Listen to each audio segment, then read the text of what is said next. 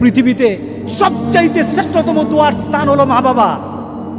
ওই মা বাবা যদি হাত পাতে আরশ পর্যন্ত পৌঁছে যায়, ওই মা বাবা যদি বদদুয়া করে, পৃথিবীর সব তীর সব টার্গেট মিস হতে পারে, কিন্তু মা বাবার বদদুয়া কখনো মিস হয় না, কখনো মিস হয় না।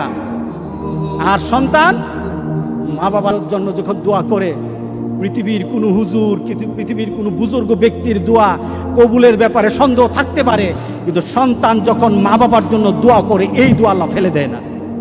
সুবহানাল্লাহ।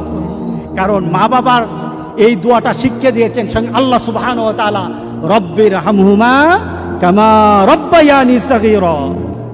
আপনি কবরে থাকবেন, আপনি প্রত্যেক নামাজে আপনার সন্তান দোয়া করবে আপনার জন্য, রব্বির হামহুমা কামা রব্বায়ানি সাগীরা। পড়েন, মা বাবার জন্য দোয়া করেন প্রতি নামাজে বলেন মা বাবার জন্য, রব্বির হামহুমা কামা রব্বায়ানি সাগীরা। আপনি দোয়া করেন, দেখবেন আপনার দোয়ার কারণে আপনার সন্তান আপনার জন্য দোয়া করছে। আপনাকে আল্লাহ যেন এমন সুযোগ করে দেয়, এমন কুলাঙ্গার সন্তান যেন আমাদের সন্তানগুলো আল্লাহ না বানায়। সবাই বলেন আল্লাহুম্মা আমিন।